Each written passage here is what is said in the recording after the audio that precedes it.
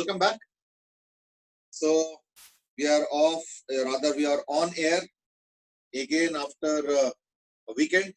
But this time there is a change. Not many really sent their weekly reports. तो मैंने कुछ reminder दिया नहीं था. मैं चलो देखते हैं बिना रिमाइंडर का क्या होता है. So बिना रिमाइंडर के ये कि बहुत कम लोगों ने, है ना, इनफैक्ट गिने चुने 2-3 जनों ने ये रिपोर्ट दिया है. ठीक है ना? ओके. ध्रुव गुप्ता एक ऐसे ऑब्जर्वेशन किए हैं जो कि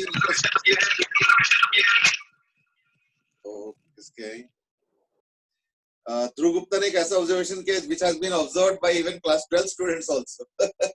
And that is आपके पासवर्ड में 1 जरूर आता है.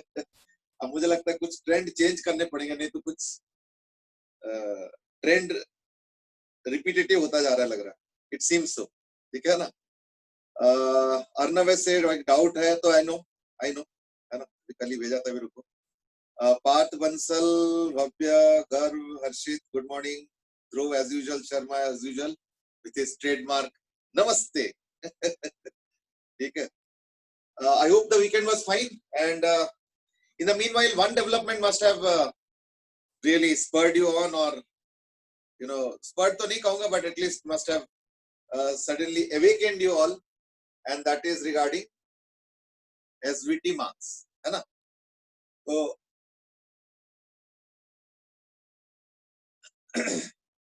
देव तेवतिया सेठ कि आप बस हमें नंबर्स बता दो, हम गेस कर लिया करें. देखो, अगर याद करके देखो, करीब 1-1.5 महीने पहले ये गेसिंग गेम शुरू किया था, और फिर उसमें 1-2 दिन ये हुआ था कि ज्यादा टाइम्स गेस करो तो इन दैट केस फिर लेने नहीं देता है अंदर. तो फिर then you have to do a lot of things, change app data, this that, बहुत कुछ होता है. ठीक है ना. ध्रुव गुप्ता सेठ की मेरा तो ऑब्जेक्टिव का रिजल्ट ही नहीं आया. ओके. अर्नव सेज की एसबीटी में तो सिर्फ फिजिक्स में मार्क्स ठीक ठाक आए हैं, बाकी सब में अच्छा नहीं आया. Shreyasi says will we get our ranks for the SVT paper? Okay. Before all these queries come up, I know these queries are anyway going to come up, or rather should come up. Why not? मैंने test दिया है, मेरे marks आया है, तो बहुत सारे queries होंगे. Let me try to put an end to these queries. Number one thing that I would like to mention is that this test is more of a official formal test, but without much consequences. मैं फिर से बता रहा हूँ, without much consequences. उसके पीछे कई reasons हैं. Reason number one is that, let me be very candid. तुम लोग भी स्टूडेंट्स हो, हम भी जानते हैं सब कुछ है. मतलब I have been also student once. ऐसा तो नहीं कि मैं कोई मार्च से suddenly आ गया and then I have taken up teaching profession. ऐसा तो नहीं. I have also passed through exactly the same stages as you have done. So there is nothing new. I mean, है ना. तो इसलिए इस टेस्ट में ऑथेंटिकेशन 100% हो नहीं सकता. उसके पीछे कई रीजंस हैं. Reason number 1 is of course technology, और rather you can say technology के लूप होल्स. ठीक है ना. अब जैसे मान लो किसी को अगर मन करे कि भाई कोई एक पर्टिकुलर क्वेश्चन का आंसर निकाले, तो you can easily, why because you know, खास करके जिनके मान लो विजिबिलिटी उतना अच्छा नहीं था, कईयों के नहीं था, कईयों के वो डिवाइस में दिख थोड़ी रहा था कि तुम क्या कर रहे हो. अब तुमने किसी को व्हाट्सएप किया है, या तुमने कहीं से नेट से कुछ सर्च किया, या किसको नहीं पता. तो देयरफॉर आई प्रिज्यूम कि सबने अच्छे से किया है, कोई दिक्कत नहीं है. लेकिन अगर इसके बेसिस पे अगर बहुत ज्यादा स्ट्रिक्ट एक्शन ले लो, चाहे इन टर्म्स ऑफ स्कॉलरशिप हो, या इन टर्म्स ऑफ बैच हो, या जो भी हो, तो that would make it like कि अरे देखो वो तो चीटिंग कर लिया था, अरे उसने तो ऐसे किया, उसने वैसे किया, मैंने ऐसे नहीं किया. Now who will authenticate that? Problem समझो. इसलिए बहुत ज्यादा स्ट्रिक्ट एक्शन इस पे नहीं लिया जा रहा. और मैं जिस तरीके से अनफोल्ड करते हुए देख रहा हूं इज दैट, ठीक है ना, Ariyant has asked कि what if we have, let's say, doubts in our marks. हाँ, वो एक पॉसिबिलिटी, मैं उसी के बारे में आज डिस्कस करना चाह रहा था, तो मैं उसी पे आ रहा हूँ. तो therefore no strict action will be taken in the sense कि I think तुम लोगों को स्कॉलरशिप ऑलरेडी एलोकेट किया गया as per your performance in the previous जो भी टेस्ट हुए थे, वो एज ऑफ नाउ तो आई थिंक अनचेंज रहेगा. इन द सेंस कि अगर मान लो पहले 50% था, 60% था, I don't know, I am just taking numbers. In numbers को सीरियसली मत लो, टेक द थीम सीरियसली. तो the theme is that yes, if अगर मान लो तुमको एक सर्टेन स्कॉलरशिप पहले दिया गया था, तो that will continue, irrespective of whether you have done a little up and down this test time, so that will continue. Number two is that the batches will also लगभग continue करेंगे, except for one batch where the strength is too large, almost 60 I mean, तो वहां से थोड़ा सा हल्का सा reshuffling किया जाएगा, दो चार बच्चे, but not in your batch. So your batch will remain per se the same, and also per se the same, एक आध दो ऊपर नीचे तो I don't know, जैसे अभी विनय अभी नया आया है, तो ऐसे हो सकता है कि एक आध दो हो, तो I don't know, but more or less जो है ना यही रहेगा. तो देन यू माइट आस्क कि इसका फिर जैसे हर साल होता है कि थोड़ा सा ऊपर नीचे एंड ऑल शफलिंग वगैरह, तो वो किस बेसिस पे हो? तो व्हाट हैज बीन मोर और less decided is that let's have an authentic test once the school reopens. अब चाहे इसकी स्कूल अक्टूबर में रीओपन करे, या सितंबर में करे, या नवंबर में करे, या जब भी करे, दिसंबर में करे, जब भी करे, तो लाइक दैट इज रिस्पेक्टिव है. तो ये चीज हो. Therefore, even if you are, let's say, little bit skeptical कि नहीं मेरे मार्क्स तो 43 होना चाहिए था, मुझे तो 38 मिला है, तो don't take it too serious. क्योंकि अगर मान लो एक दो नंबर, दो चार पांच नंबर ऊपर नीचे है, तो I don't think कि that should be taken too seriously. उतना तो like let it pass हमें. हाँ, अगर कोई ड्रास्टिक लगता है कि अरे ये कैसे हो सकता है, मेरा तो 45 आ रहा था, ये तो 21 आया है, I think that's too much, है ना? तो in that case तो definitely there should be proactive action. फिर हम भी सोचेंगे भाई इतना ज्यादा डिफरेंस कैसे हो गया. बाकी देखो ये जो दो चार पांच नंबर के ऊपर नीचे है ना, ये हमेशा परसेप्शन डिफरेंस भी हो जाता है. परसेप्शन में बताता हूँ कैसे. अब देखो, पहला ऑब्जेक्टिव था, दूसरा सब्जेक्टिव था.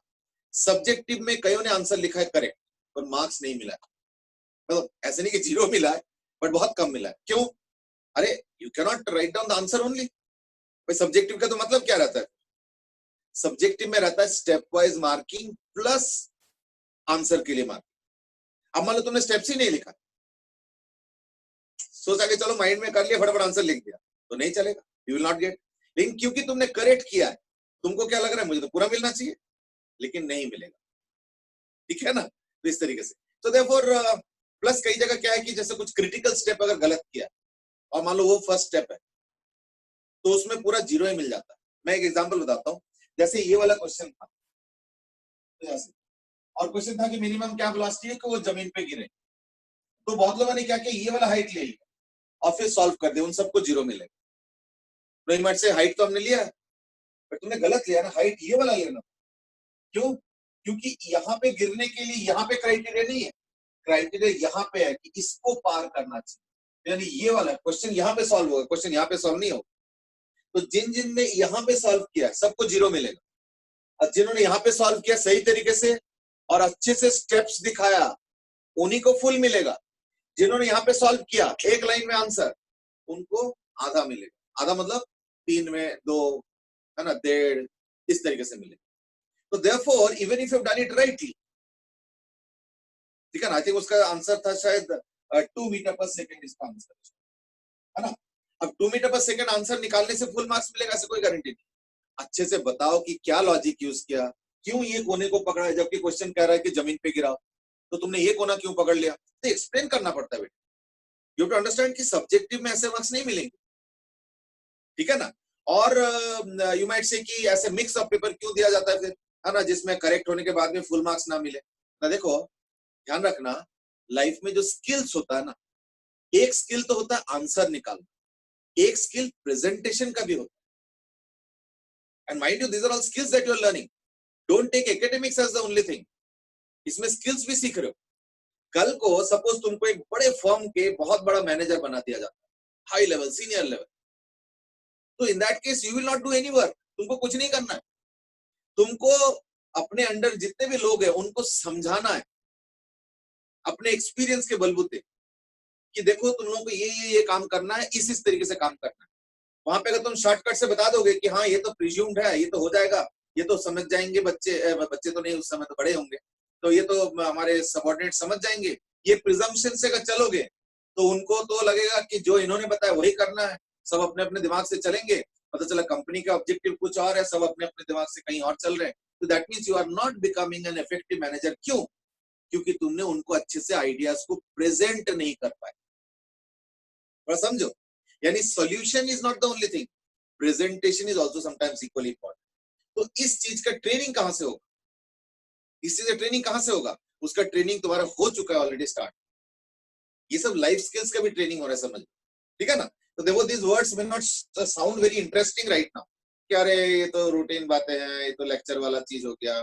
मानता हूं मैं, इसलिए देखो मैं रोज रोज तो नहीं बोलता हूँ, बट हाँ हफ्ते 10 दिन 15 दिन में एक आध बार याद जरूर दिलाता हूँ कि देखो ये सब भी सीख रहे हो, ठीक है ना? सो देयरफॉर डोंट थिंक कि getting answer is the only thing. हाँ ऑब्जेक्टिव में करो, नो इश्यूज, उसमें तो सिर्फ एबीसीडी से मतलब है, तुम जैसा मर्जी करो, लेकिन सब्जेक्टिव में लिख के करो। यानी देखो मैं जनरली सब्जेक्टिव के लिए एक माइंडसेट बनाने के लिए मैं कहता हूं इज दैट कि एज्यूम, मतलब सब्जेक्टिव के लिए मैं, चलो मैं लिख के दे देता, that assume that the person checking your answer sheet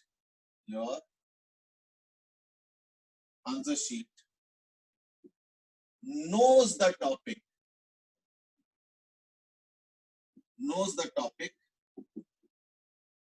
but does not know how to solve this question. इस माइंडसेट से तुमको आंसर्स लिखने चाहिए, ठीक है? क्या? Assume that the person checking your answer sheet knows the topic but does not know how to solve this particular question. यानी हर question में स्टार्टिंग में तुमको ये मान के चलना है कि जिनके पास भी ये शीट जाने वाला है, डोंट विजुअलाइज मी और एनीबडी, नो, फिर तुम अपने तरीके से करोगे, वो नहीं चाहिए। तुम स्टैंडर्ड तरीके से करो, अपने तरीके से नहीं, या अपने सोच से मत करो कि चलो ये तो फटाफट का चीज है, कर दो एक लाइन में, कर दो, फिर फुल मार्क्स एक्सपेक्ट मत, है ना? Subjective after all. तो इसलिए माइंडसेट ये करो हर क्वेश्चन में, जैसे क्वेश्चन नंबर 3 कर रहे हो, अच्छा क्वेश्चन नंबर 3 कह रहा है, ठीक है, तो मुझे इस तरीके से लिखना है कि जो भी चेक करेंगे उनको तो आता नहीं है क्वेश्चन सॉल्व करना, तो मुझे अच्छे से समझा के करना है, सो दैट जब वो पढ़ेंगे मेरे आंसर को तो उनको समझ में आएगा कि ये क्वेश्चन कैसे सॉल्व होता है। फिर क्वेश्चन नंबर 4, फिर वही माइंडसेट रखो कि अच्छा ये क्वेश्चन तो उनको तो आता नहीं है, तो मुझे समझाना पड़ेगा सो दैट उनको आ जाए सोल्यूशन, ये तरीका। तो that is the mindset that you do put in, so that अब से, अभी इतना डिटेल बार बार मैं नहीं बताऊंगा ऑब्वियसली, है ना, रोज रोज थोड़ी एक चीज बताना, लेकिन माइंडसेट ये रखो कि उनको नहीं आता है सॉल्व करना और मुझे समझाना है, दैट्स द वे, ठीक है? अच्छा एक दो क्वेश्चन और भी आया हुआ है, एंड दैट इज एक तो अंश अग्रवाल ने पूछा है, इस बार के एसबीटी का लास्ट ईयर के एसबीटी के साथ कंपेरेबल था क्या? या इट वाज मोर और लेस कंपेरेबल, लगभग हर साल यही होता है, कोई ज्यादा फर्क नहीं होता, ठीक है ना? सोम हैज आस्क्ड कि हाईएस्ट कितना था? देखो हाईएस्ट जहां तक मुझे सब्जेक्टिव का याद आ रहा है शायद 37 था, शायद 40 में था, शायद 40 में था शायद। ऑब्जेक्टिव का नहीं सब्जेक्टिव का, ऑब्जेक्टिव का तो मेरे पास आया ही नहीं है ना, ऑब्जेक्टिव का तो गूगल से करेक्शन हुआ। सब्जेक्टिव तो 25 नंबर का था ना? सब्जेक्टिव 25 का था, हाँ 25 का था, हाँ ठीक है, अच्छा मैं तो 12th का सोच रहा हूँ, उनका 40 का, शायद 22.5 हाईएस्ट था, शायद 25, जहां तक मुझे याद आ रहा है, शायद 22.5 हाईएस्ट है। 22.5 के ऊपर किसी को मिला या किसी को पता ही नहीं कि मार्क्स कितना है? तुम लोगों को सब्जेक्टिव ऑब्जेक्टिव अलग दिया गया, कंबाइंड दिया गया? The marks that you've got, have you got subjective objective combined or separately? Separately मिला है ना? तो in that case किसी को 22.5 से ऊपर मिला है क्या सब्जेक्ट? जहां तक मुझे याद आ रहा है शायद 22.5 हाईएस्ट है। चलो अभी किसी ने हाँ नहीं बोला है, तो इसके मतलब माय गेस इज कि 22.5 ही हाईएस्ट है। अब किसको मिला है तो मुझे याद नहीं है, but I think that was the highest, ठीक है? ऑब्जेक्टिव में, ऑब्जेक्टिव तो एज आई सेड करेक्शन तो मैंने किया ही नहीं ऑब्जेक्टिव इस बार, तो ऑब्जेक्टिव तो डायरेक्ट गूगल से हो जाता है, तो ऑब्जेक्टिव का तो I think you must have got it. तो ऑब्जेक्टिव में किसी को कोई प्रॉब्लम है, आया है कि नहीं मेरा तो ऐसे होना चाहिए था, वैसे होना चाहिए था, कोई है डाउट ऐसे?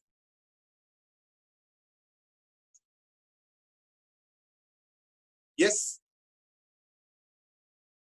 या मैं आंसर्स बता दूं क्या? पर हमें बताया गया कि paper not to be shared, तो लाइक देयरफॉर मैं आंसर्स सर कह रहे थे सर वो पेपर शेयर कर दो और आंसर की दे दो। ये मना किया गया ठीक है ना? तो लाइक तो रामा सर भी कह रहे थे वो कर देंगे। वो बाद में कर देंगे, वो अनऑफिशियली, लेकिन ऑफिशियली नहीं। तो मैं आंसर्स वैसे बता देता हूँ, तो आई थिंक उससे तुम लोगों को आइडिया लग जाएगा, है ना। बट वो एक ही, मुझे एक ही प्रॉब्लम है कि आई डोंट नो, सबका शायद ऑर्डरिंग अलग अलग था शायद, तो ये एक प्रॉब्लम है। तो मे बी उससे एक आइडिया तो लग ही जाएगा। जैसे एक क्वेश्चन है कि mass of the liquid flowing per second per unit area. अब उसका ऑप्शन है बी। बी का मतलब हो गया x इक्वल टू वाई, ठीक है ना, ये आंसर चॉइस है। अरे फर्स्ट अगर क्वेश्चन, हाँ, फर्स्ट क्वेश्चन है।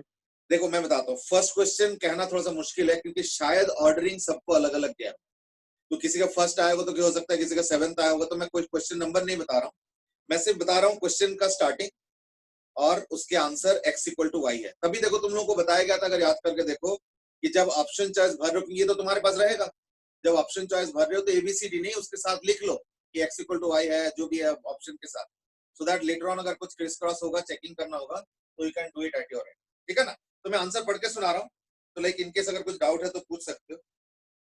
बाकी देखो, once all these things are over, कभी और शेयर कर देंगे, ऐसे कुछ नहीं है, बट एज ऑफ नाउ क्योंकि ऑफिशियली शेयर करने से मना है, तो हम नहीं कर सकते हैं, तो देयरफॉर एज ऑफ नाउ नहीं करेंगे। बाद में फ्रेंडली टर्म्स में सब कुछ हो जाएगा, चिंता मत करो। चलो, ओके। दूसरा क्वेश्चन था potential energy of a particle, वो U is equal to A into x to the power half and all those things. तो उसका ऑप्शन है बी। बी का मतलब होता है m1 L11 by 2 और t-2। अच्छा, जब मैं आंसर्स बता रहा हूँ ना, अगर किसी को डाउट है आंसर पे, तो इन दैट केस वो भी बता देना, सो दैट में भी एक साथ एक बार डिस्कस भी कर ले, इन केस अगर है, इन केस है। और अगर मान लो सिंपल स्ट्रेट फॉरवर्ड लगता है तो in that case will pass it. Third question मेरे पास जो है, हो सकता है कि ज्यादातर लोगों के पास ये भी थर्ड होगा, या हो सकता है अलग भी होगा, आई डोंट। वो था जो एक था ना कि y is equal to 2a sin 2 pi ct by lambda into cos 2 pi x by lambda, ये क्वेश्चन था। तो उसमें था कि which of the statement is wrong, तो रॉन्ग था डी वाला option, and that is unit of c by lambda is same as that of x by lambda। तो ये ऑप्शन गलत, ठीक है ना, क्योंकि क्वेश्चन वाज कि विच ऑप्शन वाज रॉन्ग, तो यानी तीन तो सही था, और जो गलत था वो रहा डी, और डी था unit of c by lambda is same as that of x by lambda. तो वो तो हो नहीं सकता क्योंकि सी तो स्पीड है और लैम्डा वेवलेंथ है, और उधर एक्स है द डिस्टेंस और लैम्डा हो जाता है वेवलेंथ, तो वो सेम नहीं हो सकता, ठीक है। फोर्थ इज दैट वो ट्रेन वाला question, a train is moving at a constant speed v and its driver observes another train in front of him, तो डिस्टेंस बिटवीन द x दे रखा है, तो what should be the minimum retardation of the train so as to avoid collision, ठीक है ना। Fourth, इसका option choice क्या है, हाँ, इसका ऑप्शन चॉइस है डी। डी का मतलब हो गया v माइनस स्मॉल v का whole square by 2x। Dhruv Gupta says कि मेरा रिजल्ट अभी आया नहीं है। चलो मैं देख लूंगा। देहम सेज की पेपर तो है नहीं, हाँ मुझे मालूम है। सर टाइम वेस्ट हो रहा है सर, बाद में कर लेंगे सर। नहीं तो ये समझ में नहीं आ रहा कि जो मैं बोल रहा हूँ इससे ऑप्शन चॉइस पता नहीं चल रहा है, नहीं तो मुझे पहले याद पेपर ही नहीं है, आंसर याद नहीं है, कुछ याद नहीं। शायद क्वेश्चन तो इसी ऑर्डर में। क्वेश्चन पेपर इसी ऑर्डर में आया था। Yes sir. अच्छा अच्छा, नहीं एक्चुअली ना कई लोग बोल रहे हैं कि सर हमें समझ में आ रहा है कि आप जो बता रहे हो, तो let me just at least complete the formality, है ना, थोड़ा सा टाइम वेस्ट हो रहा है, मैं मान रहा हूँ, ठीक है। फिफ्थ क्वेश्चन वाज दैट वो जो डीएक्सेलेरेशन वाला था, deceleration experience by moving motor boat is dv by dt is equal to kv cube, लेकिन जब एक्सेलेरेशन लिखोगे तो ऑब्वियसली माइनस हो जाएगा वो, है ना, तो वो अपने आप समझ जाओ। तो उसके बाद बोल रहे हैं कि the magnitude of the velocity initial is v not, तो बोल रहे हैं कि आफ्टर टाइम t वेलोसिटी क्या होगा, तो उसके ऑप्शन है D. D is v not by under root of 2 v not square kt plus 1, तो ऑप्शन है डी। सर हाँ जी, सर एक बार वापस बोल दो 1 2 3 4 5 का आंसर्स ऑप्शन। 1 का बी फॉर बॉम्बे, 2 का बी फॉर बॉम्बे, 3 का डी फॉर दिल्ली, 4 का भी डी फॉर दिल्ली, 5th का भी डी फॉर दिल्ली है, हाँ 4th का भी डी फॉर दिल्ली और 5th का भी डी फॉर दिल्ली है, ठीक है ना। तो ये तो इंडिकेशन से निकल जाएगा आई थिंक। 6th का है a particle is projected at an angle of alpha and t second बाद it is at an angle of beta, तो इनिशियल वेलोसिटी क्या होगा, ठीक है ना। तो उसका ऑप्शन है B for Bombay, and that is GT cos beta by 2 into sin alpha minus beta. ठीक है, ये हो गया ऑप्शन B6। 7 का है the trajectory of equation, I mean the vertical plane is given by trajectory of path, I mean ax minus bx square where a and b are constants and xy are respectively, वो तो पता ही है। तो उसका option है 7 का C for cat. ठीक है, और सी ऑप्शन है आई थिंक रेंज पूछा होगा शायद, a स्क्वायर बाई 4b, और एक है tan इनवर्स a। ये ऑप्शन है और ऑप्शन चॉइस है C फॉर कैट। ठीक है ना। 7th हो गया। 8th is a particle is projected from the ground with the initial speed of v with respect to and theta with the horizontal. So average velocity of the particle between its point of projection and highest point. तो उसका answer है C for cat, और C option है v by 2 into under root of 1 plus 3 cos square theta। ठीक है ना, ये हो गया 8th। ठीक है, 9th हो गया। अच्छा, 9th को लेके कई कोई इश्यू था, मैं काम का तो 9th को ना सॉल्व भी कर लूं, है ना। वो था ना जो P और Q वाला, कईयों ने कुछ पॉइंट आउट किया था कि इसमें आंसर नहीं आ रहा है, तो मैं फिर भी चेक कर लेता हूँ आंसर नहीं इसका है। आंसर क्या है? हाँ, आंसर है इसका 9th का आंसर है एक, सर ऑप्शन जी गलत थे। हाँ वही कह रहा हूँ, कई ने बोला बताया था कि ऑप्शन गलत थे, तो वही मैं चेक कर लेता हूँ। 9th का ऑप्शन बी दे रहा है। ठीक है ना, सर ऑप्शन प्रिंटिंग बी दे मिस्टेक। बी है तुम्हारा जो है v by 2 into sorry 9th का ऑप्शन बी हो गया 20 into 4 कुछ प्लस या माइनस √3 ऐसे कुछ, है ना। चलो मैं एक बार चेक कर लेता हूँ उसको जरा, ने पॉइंट आउट किया था। लेकिन ये जो मैंने सब्जेक्टिव के लिए लिखा है ना, ये जो मैंने इंस्ट्रक्शन दिया ना सब्जेक्टिव के लिए, बार बार तो नहीं बोलूंगा, but this will stand for till the end of your education. मतलब अभी तो 11th में हो, ये 12th के लिए भी वैलिड है। कॉलेज जाओगे, चाहे इंजीनियरिंग करो, चाहे graduation, post graduation, PhD, research, कुछ भी करो, हमेशा के लिए ये इंस्ट्रक्शन याद रखना। एंड दैट इज, लिखने का तरीका हमेशा दिमाग से वैसे ही होना चाहिए कि सामने वाले जो चेक कर रहे हैं उनको ये वाला क्वेश्चन नहीं आता है, टॉपिक आता है पर ये वाला क्वेश्चन नहीं आता, तो उस तरीके से। ठीक है ना, ये छोटे छोटे इंस्ट्रक्शन होता है, लेकिन लाइफ में क्या ना, कुछ चीजें अगर फॉलो करो तो बहुत अच्छा उसका इम्पैक्ट पड़ता है। एनीवे, तो लाइक इसका हो गया 20 मीटर पर सेकेंड, 60 डिग्री और 45 डिग्री। ठीक है ना, तो ये हो गया 20, ये 60 डिग्री, और ये हो गया 20, और ये हो गया 45 डिग्री। तो इस वक्त जो भी रिलेटिव वेलोसिटी होगा वही हमेशा के लिए होगा। क्यों? क्योंकि ग्रेविटी तो दोनों का सेम है। तो इसका हो जाएगा velocity at any time is equal to v10 यानी v01 प्लस 80, और इसका v02 प्लस 80, तो ए तो सेम ही है, इसलिए initial relative velocity will remain constant. मतलब इनिशियल जो भी रिलेटिव वेलोसिटी होगा वो relative velocity will remain constant throughout their journeys, जब तक कोई एक जना जो है जमीन पे गिर ना जाए, है ना। So that's how it. तो देयरफॉर इसका हो जाएगा कितना, 10 i cap plus 10 √3 j cap, है ना, 60 डिग्री, और इसका हो गया 20, तो यानी 1/√2, यानी minus 10 √2 i cap plus 10 √2 j, है ना, ये दोनों आ गए।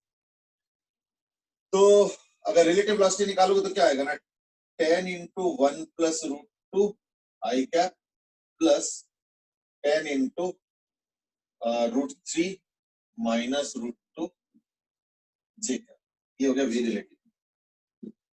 ठीक है, पर हमें तो मैग्नीट्यूड से मतलब है, तो यानी मैग्नीट्यूड से क्या हो गया, तो यानी v रिलेटिव मैग्नीट्यूड, तो क्या 10 कॉमन ले लेता हूं, तो अंडर रूट में क्या आएगा, √2 plus 1 whole square plus √3 minus √2 whole square, या is equal to 10 into 2 plus 1 plus 2 √2 plus 3 plus 2 minus 2 √6. Yeah. So 10 into 2 plus 1, 3. 8. 8.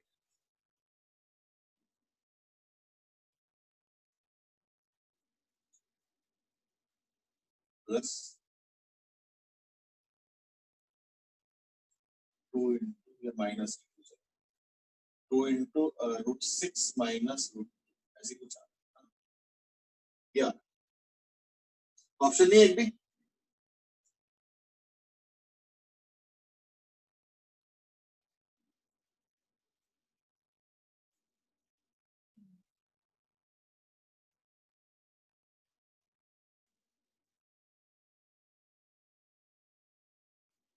ठीक है नहीं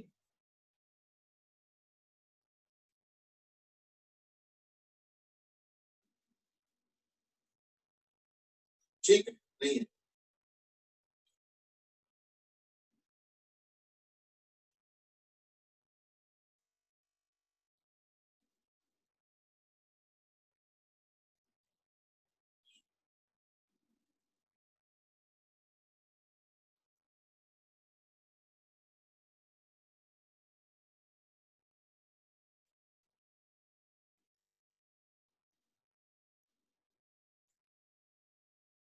चलो ठीक इसमें तो ऑप्शन चॉइस एक में मिल नहीं रहा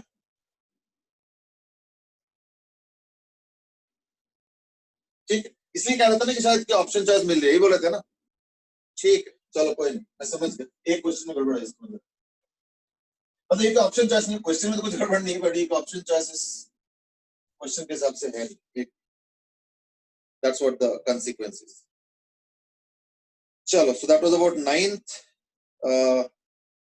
10th का है in the figure angle of inclination with the inclined plane तो यानी horizontal throw के और inclined plane पे जाके गिर रहा है और वो 90 डिग्री पे गिर रहा है तो उसके लिए बोल रहे हैं कि find the initial velocity v not तो 10th का ऑप्शन है ए हो गया अंडर रूट ऑफ 2gh/5 ठीक है 10th का हो गया ऑप्शन ए यानी v not is equal to under root of 2gh/5 यार ठीक है ना तो दैट वाज 10th 11th में a और b और दिया हुआ है और angle between the vectors a plus b and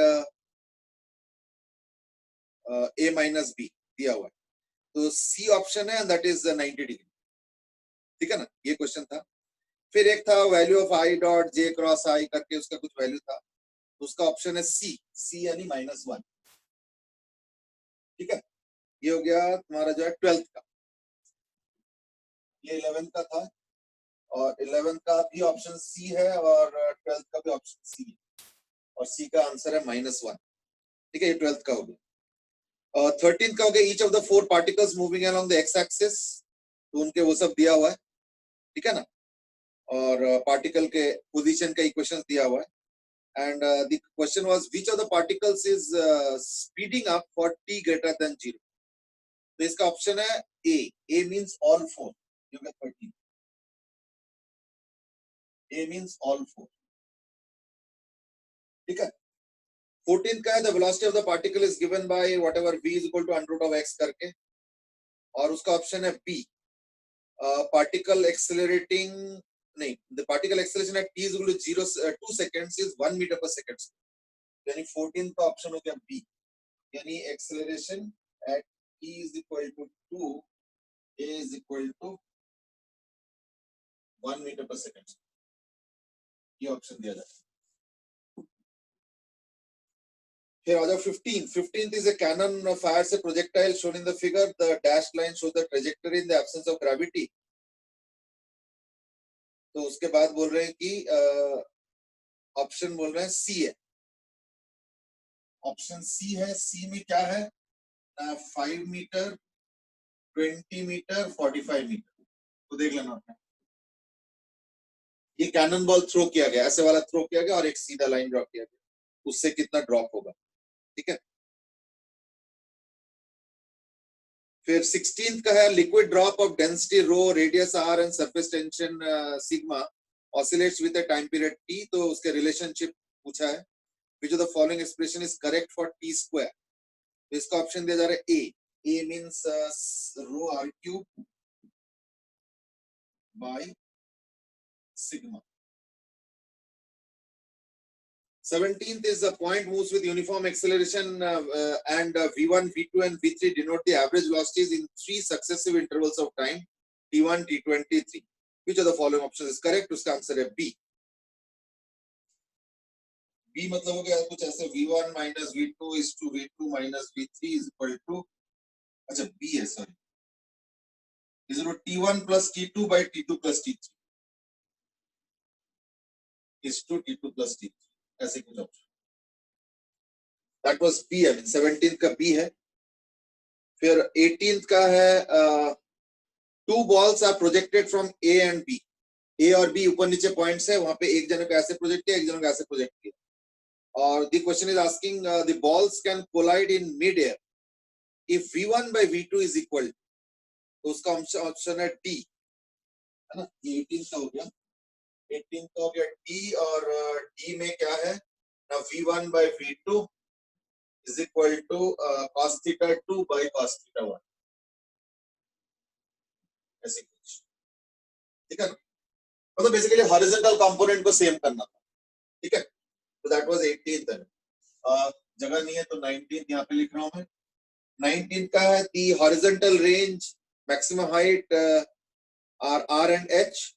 तो तुमको बताना if a constant horizontal acceleration a is equal to g by 4 is imparted to the projectile due to wind, then its horizontal range and maximum height will become how much? ठीक है, that's the question.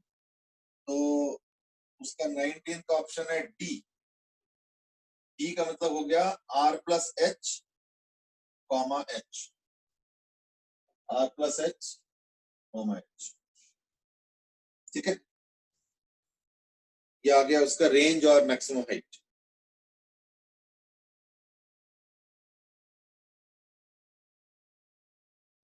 फिर last है 20th. 20th का है the position vector of a particle is given as so and so, r is equal to t square minus something, है ना, कुछ कुछ कुछ दे रखा है. तो बोल रहे हैं कि radius vector and something like this, नहीं sorry, velocity vector and acceleration vector becomes perpendicular to each other, है ना, कब? तो उसका आंसर है A यानी 1 सेकंड.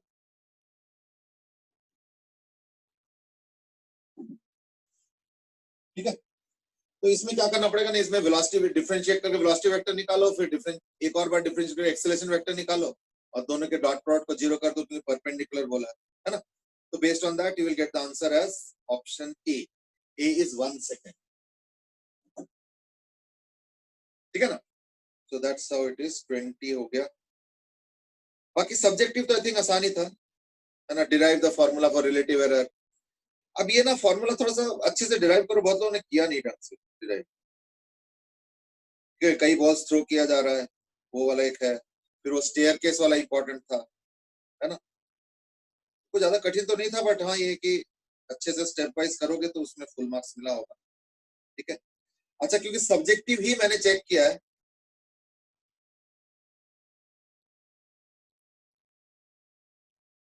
ठीक है ना, सब्जेक्टिव ही मैंने चेक किया है.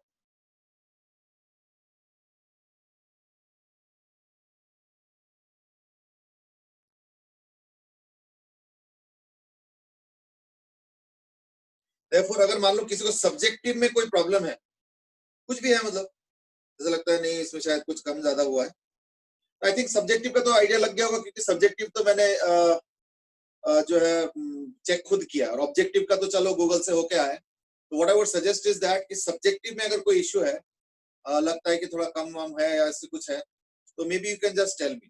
ठीक है ना. तो in that case maybe एक बार मैं दोबारा चेक कर लूँ. एज ऑफ नाउ तो देखो आंसर शीट शेयर करने से मना किया गया. ठीक है ना. तो therefore I cannot do it officially, neither unofficially. But yes, अगर मान लो ज्यादा डिफरेंस लगता है, देखो अगर 2-3-4 मार्क्स का डिफरेंस लगता है, तो इतना तो you can understand why you have not got that much marks. क्यों? मैंने बोला ना कि स्टेप वाइज मार्किंग हुआ है, और अगर आंसर 100% करेक्ट भी है तो भी बहुत लोगों को फुल मार्क्स नहीं मिला है उस पर्टिकुलर क्वेश्चन. तो उस चीज को दिमाग में रखते हुए अगर फिर भी लगता है तुमको कि काफी कम मिला है compare to what you are expecting, अगर किसी को लगता है तो यू कैन मैसेज मी, तो उनका कॉपी में दोबारा देख. ठीक है ना. बट आई होप कि ये नंबर ज्यादा ना हो. पता चला एक तो सॉफ्ट कॉपी में चेक करना बड़ा मुश्किल होता है. देखो हार्ड कॉपी में क्या होता है, टक टक टक टक टक टिक लग जाता है. अब वो स्टाइलस में इतना स्टाइलस में टक कर दो ना, तो फिर ऐसे होता है, समझ में नहीं आता कौन सा लाइन कहां से आ गया. तो it's not so easy. So therefore I hope the number is not too large, but yes, if somebody genuinely feels, इससे बोलूंगा genuinely feels कि हाँ उसमें थोड़ा डिस्क्रिपेंसी है, तो then I would surely like to discuss. अच्छा, ऑब्जेक्टिव में भी मैंने आंसर चॉइस तो बता दिया। अगर कोई ज्यादा दिक्कत वाला क्वेश्चन लगता है, जैसे एक क्वेश्चन का तो मैं समझ गया, उसमें तो ऑप्शन चॉइसेस ही करेक्ट नहीं थे, बट बाकी अगर किसी और क्वेश्चन में अगर तुमको लगता है कि हाँ क्वेश्चन डिफिकल्ट था या जो भी था, तो अगर मान लो सोल्यूशन नहीं हो पाया या गलत हुआ था और तुमको लग रहा है कि तुम्हारे सही है, ऐसा अगर कुछ लगता है, तो in that case please do mention, ठीक है ना? तो मुझे मैसेज कर देना, I will get it done, ठीक है? चलो ठीक है, so that was the small discussion on the paper. Amit, I hope the marks that you have got is reasonably appropriate as per your expectation, पर अगर ज्यादा deviation है तो please do mention, ठीक है ना? Just give me a second.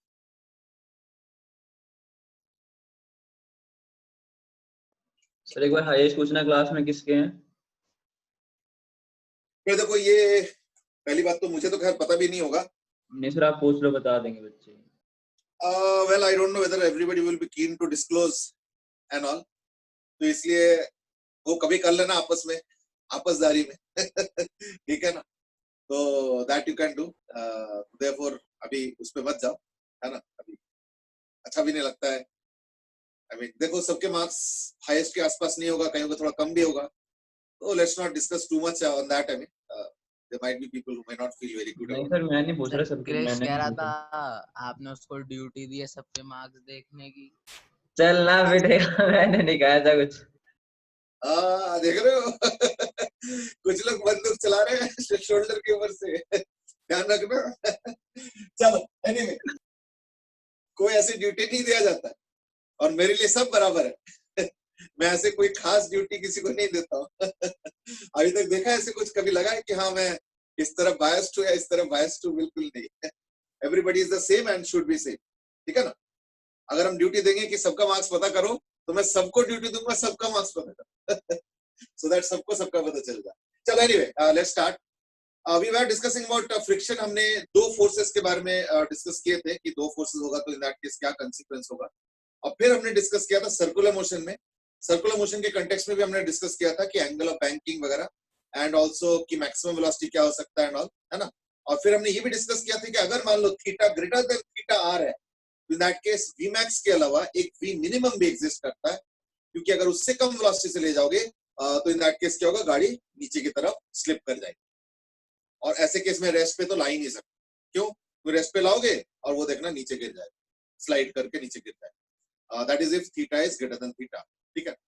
अच्छा, इस कंटेक्स्ट में मैं एक छोटा सा चीज पॉइंट आउट करना चाहूंगा। ये मैंने इंडिया में कभी देखा नहीं है और ना ही कभी फॉरेन में कभी गया हूं, तो इसलिए पता है कि कहाँ पे है, बट मैंने इसका वीडियो देखा हुआ है। If somebody can get through the video that would be great. अभी और video is some kind of entertainment है, ठीक है ना? एंटरटेनमेंट कैसे ना, उसमें क्या किया जाता है, एक सिलेंडर लिया जाता है, एक सिलेंडर लिया जाता है, और उस सिलेंडर के नीचे ऐसे चोंच वाले बड़े बड़े वो रखा जाता है, स्पाइक्स।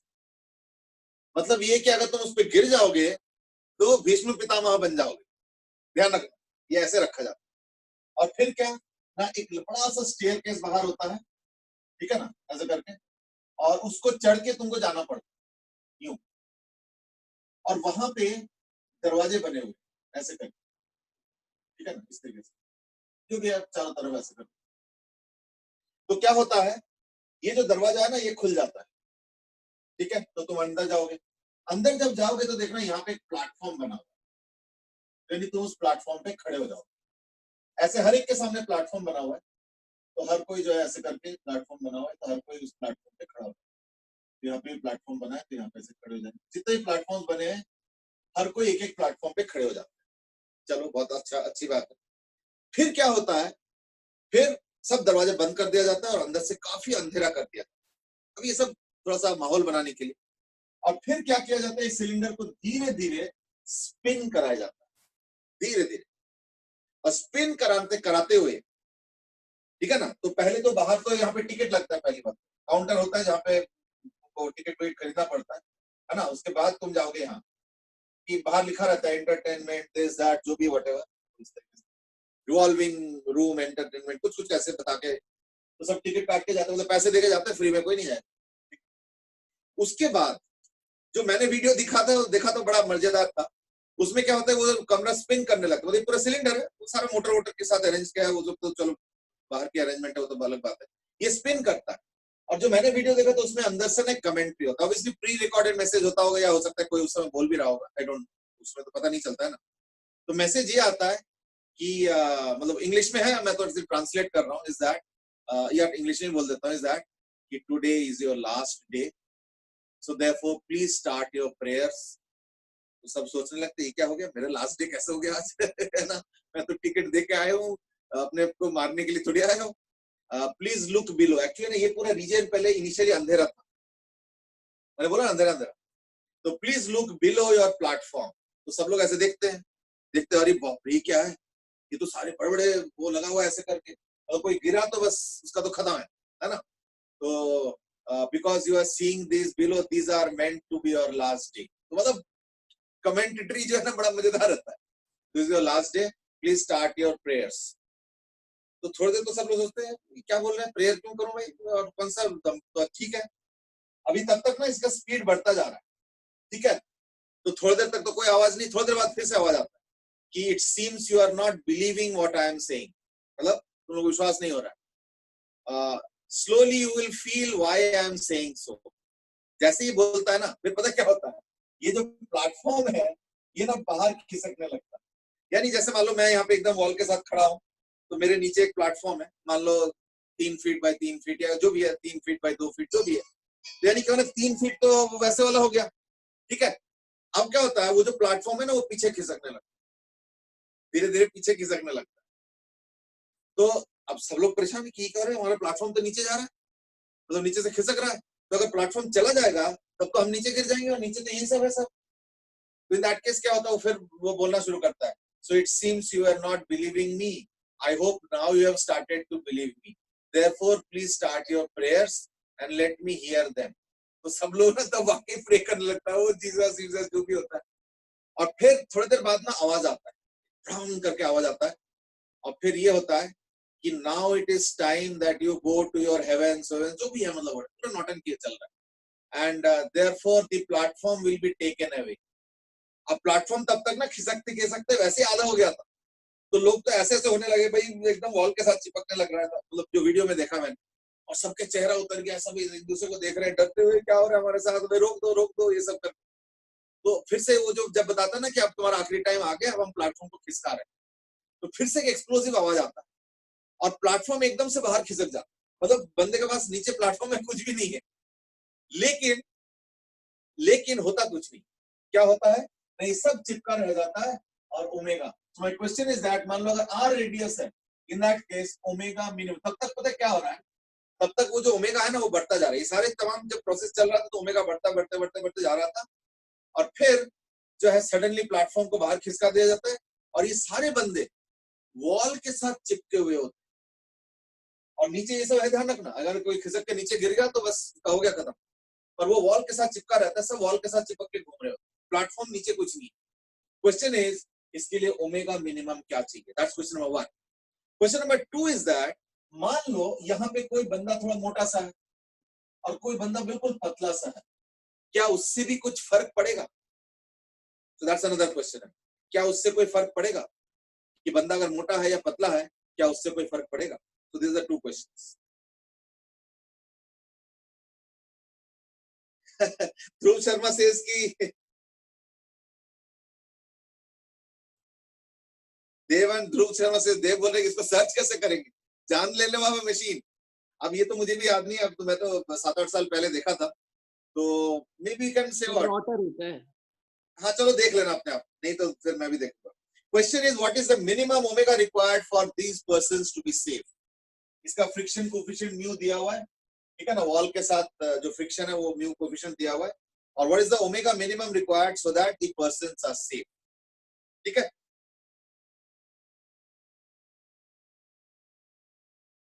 अब भव्य दास की सर ये इसमें गिर गया तो क्या सच में मर जाएंगे?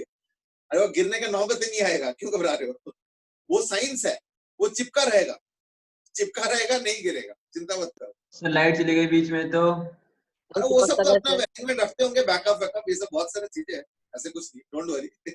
और ये स्पाइक्स भी कौन सा कोई लोहे का बना होगा, हो सकता है कि ऐसी कोई जैसे वो नहीं होता जो हो सकता है थर्मोकॉल का बना होगा और ऊपर से कुछ कलर वलर करके डराने के लिए होगा. You never know ना. Obviously they will also take अरे safety measures. चिपकता कैसे? हाँ, उसी पे तो साइंस है. यही तो साइंस है कि जैसे जैसे ये घूम रहा है ना तो सब वॉल के साथ चिपक रहा है. वो तो होता ही है. जैसे अगर गाड़ी यूं टर्न लेता तो हमें एक तरफ चिपक नहीं जाता है, तो इसमें भी यही हो रहा है, वॉल के साथ चिपक गया. फिर क्या होता है वो समझो.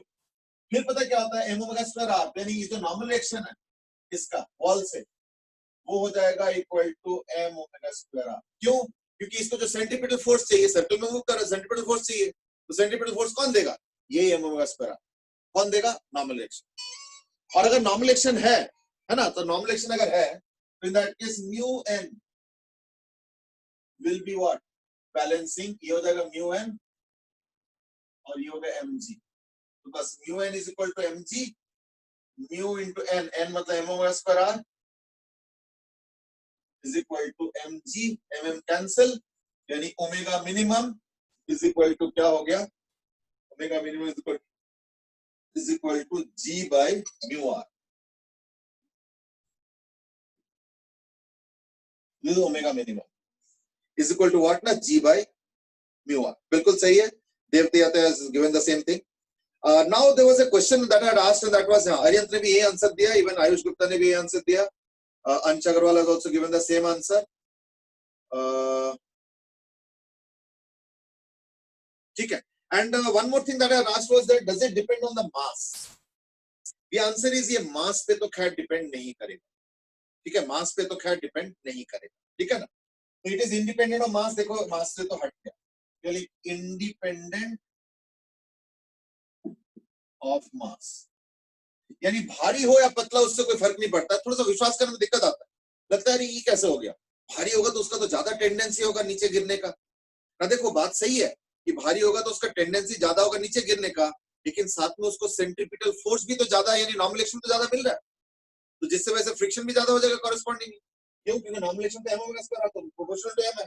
तो क्या होगा ना, उसमें उसको ज्यादा सेंट्रीफ्यूगल फोर्स, सेंट्रीपिटल फोर्स मिलेगा in the form of normal reaction. तो देखो in the form of normal reaction ज्यादा फोर्स मिलेगा, तो नेचुरली फिर क्या होगा ना, उसके टिकने का चांस ज्यादा हो जाएगा. यानी ओमेगा कितना हो गया ये. However, there is a small thing which is little different. Let's understand that also.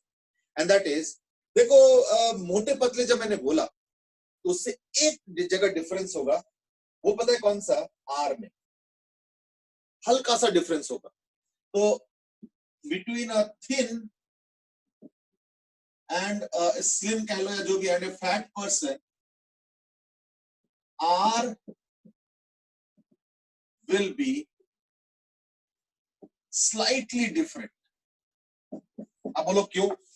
क्योंकि याद करके देखो, हर फोर्स के लिए मैंने बताया था कि यहां पे लग रहा है point of application of force. तो मैंने तब बताया था कि ये जो लगता है ये सेंटर ऑफ मास पे लगता है, ये वाला सेंट्रीपिटल फोर्स सेंटर ऑफ मास पे लगता है. तो अगर मान लो मोटे पर्सन होंगे, इन दैट केस इसका सेंटर ऑफ मास यहाँ पे कहीं होगा, पतले पर्सन होगा तो सेंटर ऑफ मास यहाँ पे. तो यानी मोटे पर्सन का सेंटर ऑफ मास थोड़ा सा वॉल से पहले होगा, समझो ना. यानी उसके लिए जो आर हम लेंगे वो सिलेंडर का रेडियस नहीं होगा, उससे थोड़ा सा कम होगा. और पतले पर्सन के लिए भी यही होगा, सिलेंडर का रेडियस नहीं होगा, थोड़ा सा कम होगा. इन पतले पर्सन का centre of mass will be closer to the wall, this is my presumption. And मोटे पर्सन के लिए होगा it is closer to the centre of the cylinder. तो देयरफॉर मोटे पर्सन के लिए so the r will be slightly different. Different क्या, वो भी बता देता हूं. R of the fat person will be approximately less than the R of the slim person. उससे थोड़ा सा डिफरेंस होगा, थोड़ा सा डिफरेंस होगा. ठीक है, that is the point. अच्छा, now you might say why are we discussing this? That's because अब मैं वही करता हूं जो कि किसी ने बोला कि सपोज बीच में लाइट चला जाए तो भाई सब कुछ तो इलेक्ट्रिसिटी से चलता है. तो इन दैट केस अगर बताओ, अगर मान लो लाइट चला गया, अगर लाइट चला गया तो पहले कौन गिरेगा, फैट पर्सन या थिन पर्सन या स्लिम पर्सन? सो में आर क्या है? ओके ओके ठीक है. R is the distance from centre of cylinder to centre of mass of body. हाँ जी, तो क्या बोलोगे? Who will fall first? Okay, Dhruv Sharma has given the answer. अच्छा, देव तेवते से इसके एक साथ गिरेंगे. और Krish Nagar says मोटा man. Dhruv Sharma says fat person. Shreyasi says के सेम टाइम पे होगा. ओके देखो, एज सच तो देखो सेम टाइम ही होना चाहिए, क्योंकि यहाँ पे देखो कहीं मोटे पर्सन पतले पर्सन का मास इन्वॉल्व नहीं, लेकिन मैं एज्यूम ही कर रहा हूं कि उसका रेडियस थोड़ा सा कम होगा मोटे पर्सन. रेडियस, उसका खुद का रेडियस की बात नहीं कर रहा हूं, है ना. मैं कह रहा हूं कि radius means centre of the cylinder to centre of mass of the person, उसका वैल्यू थोड़ा कम होगा मोटे पर्सन के, ठीक है ना. यानी उसका म्यू का रिक्वायरमेंट, ओमेगा का रिक्वायरमेंट ज्यादा है.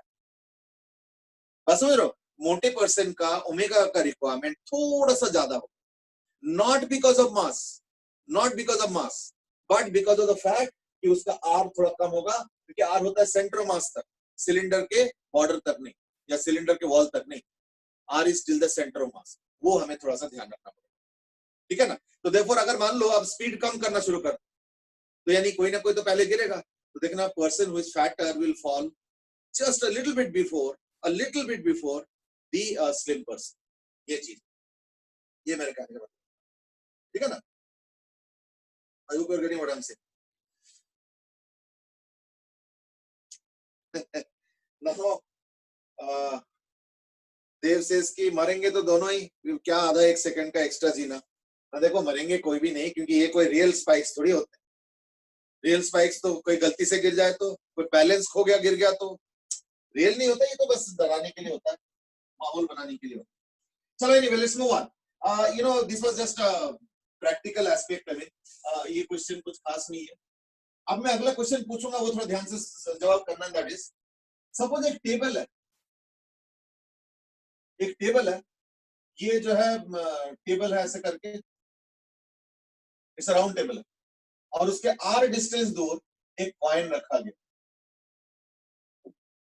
आर डिस्टेंस दूर एक कॉइन रखा गया, और इसका कोएफिशिएंट ऑफ फ्रिक्शन म्यू है. तो question is, what is the omega max so that coin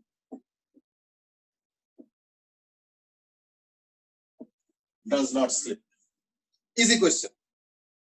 What is the omega max so that the coin does not slip?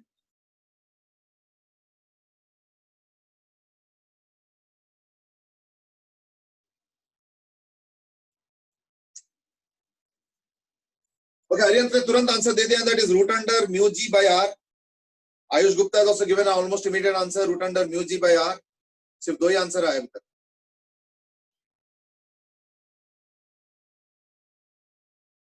ध्रुव गुप्ता से कि क्वेश्चन रिपीट कर दो. Question is repeated here itself. Omega max बताना इस table का, so that coin does not slip, कि coin slip ना कर जाए. चलो, Dev Tevte also given the same answer, root under mu ji by. I think it's too easy question, क्योंकि यहाँ पे सेंट्रीपिटल एक्सेलरेशन कौन दे रहा है? ये कॉइन, ये फ्रिक्शन दे रहा है. तो देयरफॉर डज नॉट स्लिप के लिए ओमेगा मैक्स कैसे होगा ना, m omega max square into r. m omega square r, centripetal force has to be provided by mu mg. यानी सबसे इंटरेस्टिंग बात है कि मास से कोई मतलब नहीं है. तो therefore omega max is equal to mu g by r under root. हो गया ना क्वेश्चन? ये हो गया क्वेश्चन नंबर 1. क्वेश्चन नंबर 2 सुनो. Suppose the table starts rotating from rest with alpha angular acceleration. ठीक है. अब क्वेश्चन क्या है? When does the coin slip?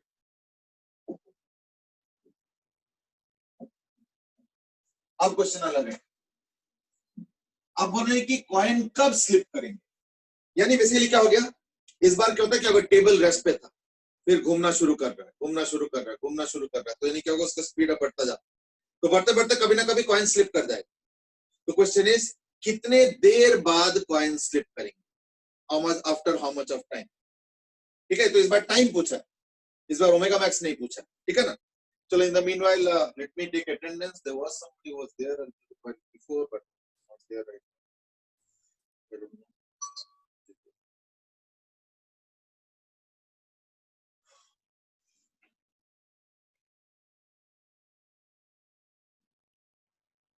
Okay, some answers have started coming up. Just wait a little bit.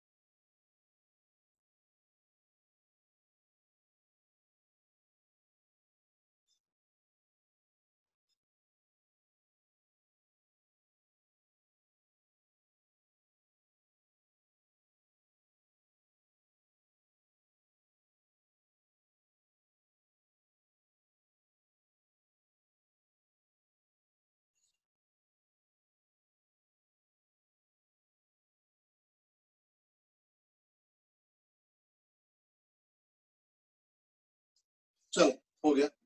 In the meanwhile, let me just have a quick glance at the answers. I mean,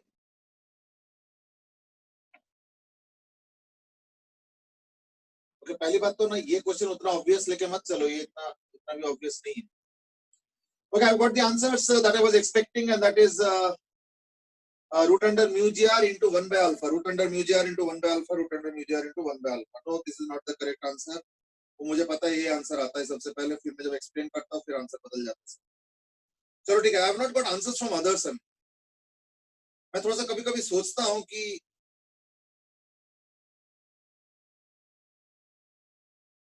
बाकी लोग answer क्यों नहीं करते. अभी श्रेयसी ने भी answer किया है, वही same answer, mu ji by r. ठीक है ना, mu ji by r under root by alpha. Okay, that is not the answer in this case. ठीक है ना, that is not the answer in this case. In fact let me explain now. देखो पिछले बार क्या हुआ था पता है, पिछले बार ये हुआ था कि सेंट्रीपिटल फोर्स को मैंने इक्वेट कर दिया, लेकिन इस बार ध्यान रखना अल्फा भी तो है. तो अगर अल्फा है तो यानी बॉडी के अंदर टेंजेंशियल एक्सेलरेशन भी होगा. समझे ना. तो देयरफॉर थोड़ी देर बाद ओमेगा बढ़ेगा. Okay, no problem. We know that omega will be equal to omega naught plus alpha t. तो ओमेगा नॉट तो 0 है, so omega at any time will be equal to alpha t. Therefore अगर मैं इसका देखता हूं status, तो इसके पास दो एक्सेलरेशन है. एक एक्सेलरेशन है A radial and that is equal to omega square R, या कैपिटल आर ना लेके स्मॉल आर ले लो. चलो स्मॉल आर ले लो, ये सेंटर है स्मॉल आर. और ओमेगा होता है अल्फा टी, यानी alpha square T square small r. लेकिन इसके पास साथ में वो भी तो होगा टेंजेंशियल. तो इसके पास टेंजेंशियल एक्सेलरेशन कितना होता है, alpha R. So these are the two acceleration that is there. यानी net acceleration at time T A T is equal to under root of omega square R, यानी alpha square T square R का whole square plus alpha R का whole square. ये हो गया इसका net acceleration. इस बार friction क्या करेगा, m into at प्रोवाइड करेंगे. So therefore friction is providing that m into at. Therefore समय के साथ साथ इस बार ध्यान रखना एक्सेलरेशन बढ़ता जा रहा है. क्यों, क्योंकि इसके वजह से नहीं, इसके वजह से. समय के साथ साथ इसका एक्सेलरेशन नहीं बढ़ रहा है, टेंजेंशियल वाला नहीं बढ़ रहा है, रेडियल वाला बढ़ता जा रहा है, यानी ओवरऑल भी बढ़ेगा. तो वो फ्रिक्शन इस बार ओवरऑल एक्सेलरेशन को प्रोवाइड कर रहा है. तो therefore जब मैक्सिमम स्टेज में आएंगे तो therefore mu mg is equal to MAT जब on the verge of slipping हो जाएंगे तो, ठीक है ना, जब on the verge of slipping हो जाएंगे इन दैट केस क्या होगा ना, mu mg is equal to MAT।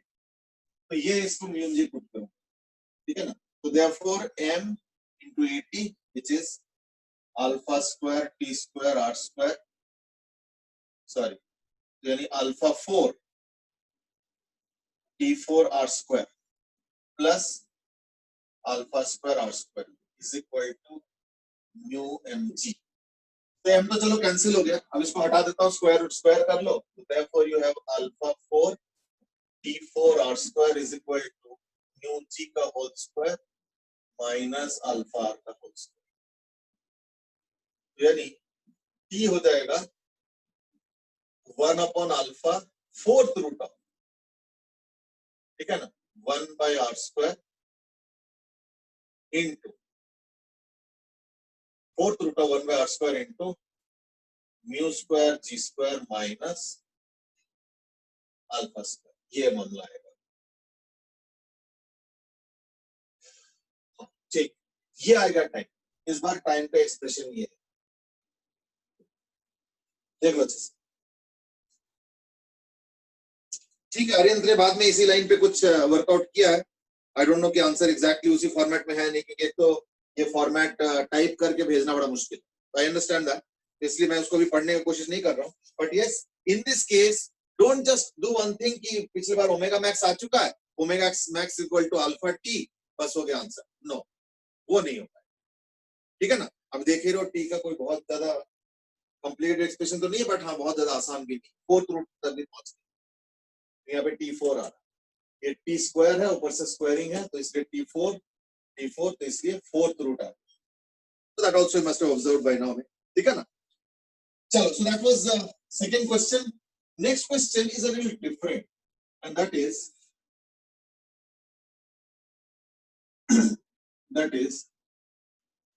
suppose यही क्वेश्चन है, मैंने क्या किया, मैंने एक स्लॉट बना हुआ है ऐसे करके। इस स्लॉट को अगर अच्छे से देखोगे डिटेल में तो पता है कैसे स्लॉट है, किस तरीके का slot.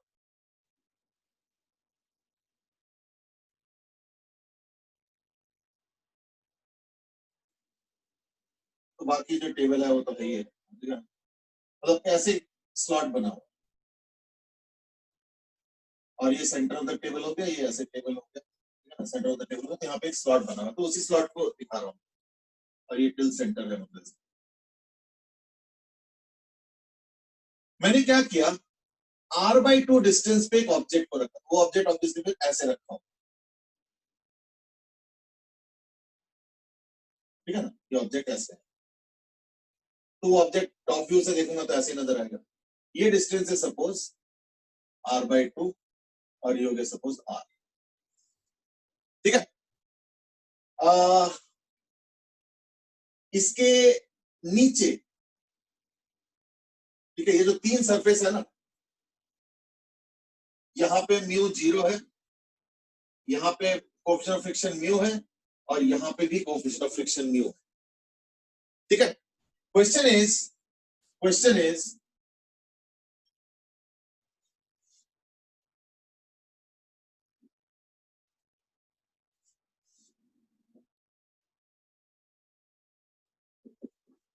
Omega max for no slipping क्या होगा। तो ध्यान से देखना, फ्रिक्शन का कॉम्बिनेशन, नीचे 0, साइड में म्यू, दूसरे साइड में म्यू, तो मतलब ये कि इसका ये वाले सरफेस में म्यू 0 है, जो साइड सरफेस है उसमें म्यू है, और उधर वाले जो साइड सरफेस है उसमें म्यू है। तो what is the omega maximum?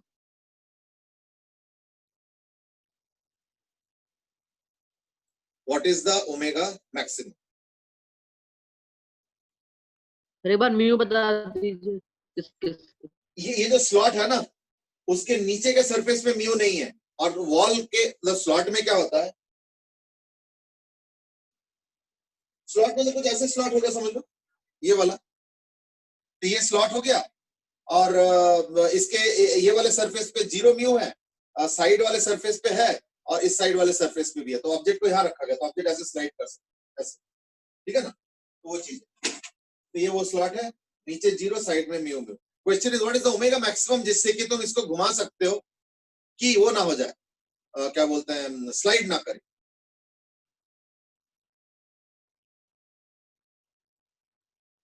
Yes anybody any answer?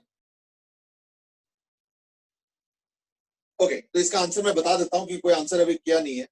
हाँ, आंसर एकदम सही दिया कृष्ण ने, एंड दैट इज इस बार तो स्लिप करेगा ही। क्यों? रोकने वाला कोई है ही नहीं, रोकने वाला कोई है ही नहीं। यू माइट से क्यों, साइड में तो फ्रिक्शन है। देखो ऑब्जेक्ट को अगर बीच में रखते हो और अगर टाइट नहीं, देखो टाइट करा के जबरदस्ती फंसा के रख दो तो वो अलग बात, तब तो तुमको नॉर्मलाइजेशन के बारे में आइडिया देना पड़ेगा, वो तो नहीं दिया मैंने।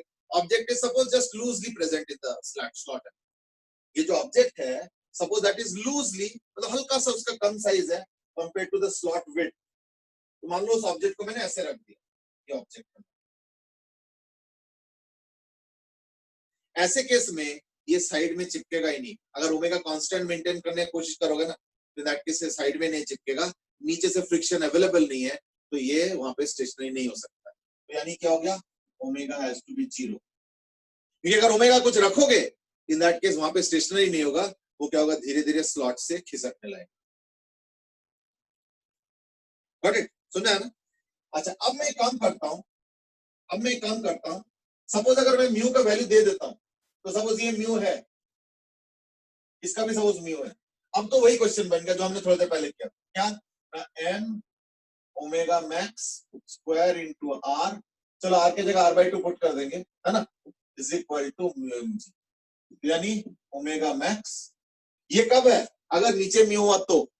अभी तक साइड वाले म्यू का कोई फायदा नहीं है अभी तक, क्योंकि मैं ओमेगा को कांस्टेंट करा रहा हूं। अगर अल्फा करोगे तो in that case role play होगा, तो वो तो चलो आज टाइम नहीं है, कल डिस्कस करेंगे हम लोग अल्फा के टाइम क्या होगा। बट अगर मान लो नीचे में ओमेगा डाल दो और r/2 डिस्टेंस दूर अगर इस ऑब्जेक्ट को रखना है नो स्लिपिंग कंडीशन के लिए, इन दैट केस क्या होगा, omega max square into r/2 is mu m g. बस ओमेगा मैक्स आ गया, 2 एम तो वैसे भी कैंसिल हो गया, तो 2 mu g by r carnal.